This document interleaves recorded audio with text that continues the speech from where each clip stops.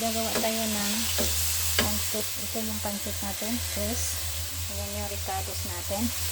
At ito na yung chicken ang ating hinahalo-halo natin, guys. Konting halo-halo lang siya, guys. Ayan, guys.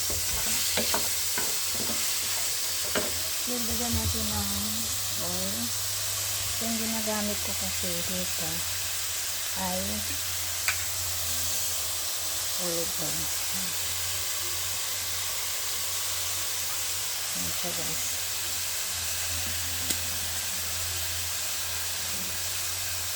Olive oil na siya, guys. Ayun.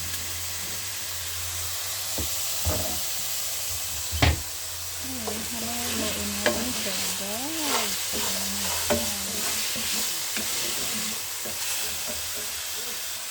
Tapos lalagay na natin yung ating bagyo beans at saka carrots. Ayan, guys. Kuntiin na natin siya, guys. May bell pepper. May bell pepper. Magaling maluto yun. Ayan, guys. Ayan, halo-haloin na natin siya, guys.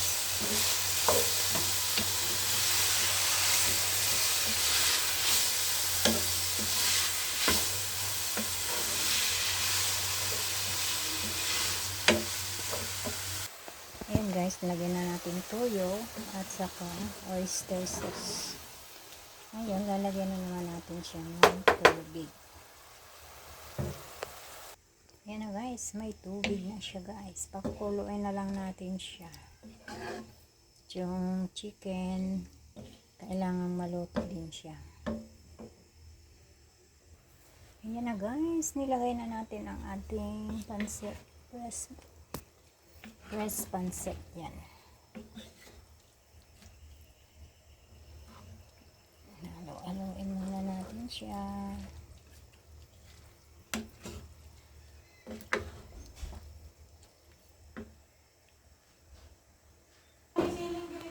Meron. Dos. Yan na, guys. Nilagay natin yung gawin na natin siya, guys. Haluin na lang natin. Ayan na siya, guys. Ayan. Ano natin, palakas-lakasan na natin ang apoy. Ayan. Para maluto na ang gulay.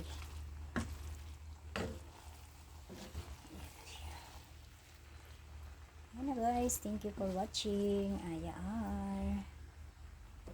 Bye-bye. Thank you so much.